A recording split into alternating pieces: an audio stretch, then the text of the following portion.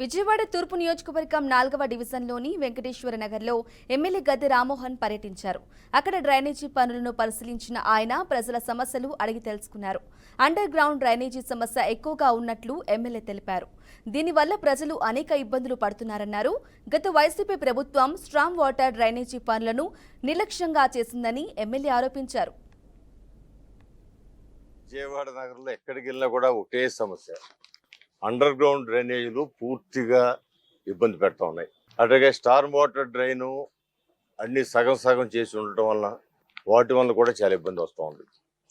ఇవాళ వర్షం వస్తే రోడ్ల మీద రాని దీనిలో అండర్ గ్రౌండ్ డ్రైనేజీలు దానిలో ఖచ్చితంగా మున్సిపల్ కార్పొరేషన్ వారు దాని మీద దృష్టి పెట్టాల్సిన అవసరం ఉంది. అలాగే ప్రభుత్వం దృష్టి కూడా ఖచ్చితంగా చంద్రబాబు దృష్టి తీసుకెళ్తాం. స్టార్ వాటర్ డ్రైన్ అయితే ఖచ్చితంగా గత ప్రభుత్వం యొక్క పాప ఫలితమే స్టార్ వాటర్ డ్రైన్లు విజయవాడ నగరానికి శాపంగా మారి. ఎందుకంటే ఆ రోజున 2014-19లో 500 కోట్ల రూపాయలు ఆ రోజున కేంద్ర మంత్రిగా ఉన్న వెంకయ్యనాయుడు గారు మన విజయవాడ నగరానికి ఈ వర్షపు నీరు ఎక్కడ కూడా ఇబ్బంది పడకుండా ఉండేదానికి 500 కోట్లు ఇస్తే దానిలో 270 కోట్లు మిగిలిన్నా కూడా ఆ నిధుల్ని కనపడకుండా చేసి కాంట్రాక్ట్ నుంచి పంపించేసి ఆ విధంగా ఇబ్బంది పెట్టడం వల్ల ఆ డ్రైన్లన్నీ కూడా ఇన్కంప్లీట్ గా ఉండి సగం సగం ఉండటం వల్ల ఫ్లో అంతా ఆగిపోయి వర్షం నీళ్ళతో రోడ్లు మిగులుతున్నాయి.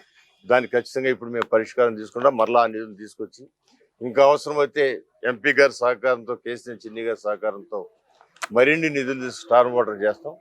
ఈ అండర్ గ్రౌండ్ డ్రైనేజ్ మాత్రం ఈ 5 సంవత్సరాలు ముఖ్యమైన పనిగా తీసుకుని కార్పొరేట్